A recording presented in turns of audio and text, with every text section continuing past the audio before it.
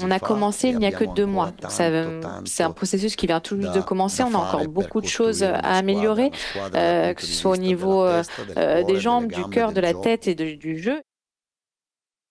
Roberto De Zerbi demande donc du temps. Avec une équipe presque nouvelle en tout point et un projet qui vise le sommet, le tacticien italien a besoin de trouver l'équilibre. Et cela demande de la patience, bien que cela ne soit pas toujours le fort des supporters marseillais.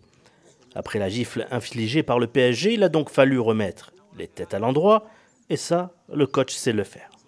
Il était extrêmement embêté, mais nous aussi, après ce match-là. Mais lui, peut-être un peu plus. Il nous avait donné sa confiance. Il y avait tout un travail qui a été réalisé tout au fil de la semaine. Et donc, oui, cette semaine-ci, cette semaine a été plus dure. Le travail était un peu plus acharné. Il a été plus froid avec nous. Je ne peux pas décider des résultats, mais j'essaye, mon travail, c'est de mettre en condition les joueurs pour que ces résultats arrivent. Donc, quand je vois qu'on joue sans personnalité, sans courage, je me dis où est-ce que j'ai fait une erreur, qu'est-ce que j'aurais pu mieux faire pour que les joueurs réussissent à jouer sans peur, avec plus de courage, sans avoir peur de mal faire les choses. Donc voilà, je suis toujours très critique envers moi-même.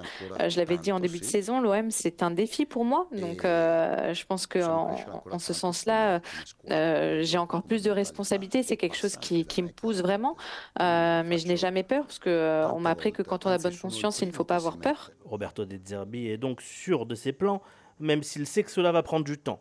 D'ailleurs, pour lui, le début de saison est plutôt positif, même s'il reste assez critique sur certaines performances. Si vous me demandez ce que je pense honnêtement de mon équipe jusqu'à présent, je pense qu'on a alterné de très grosses performances, de très gros matchs, comme le match à Brest, à Toulouse, la première mi-temps contre Reims, Montpellier, certains moments Nice aussi, à des matchs honnêtement moches, entre guillemets, de mauvais matchs. Si on prend Strasbourg, Angers, la deuxième mi-temps contre Reims, le PSG.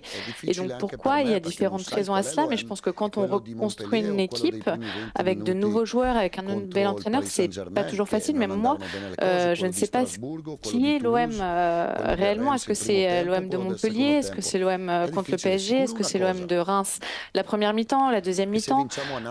Mais la seule chose que je peux vous dire, c'est que si on l'emporte là dimanche, on aura 20 points en 10 matchs. Alors certes, c'est pas énorme, on aurait pu en avoir plus.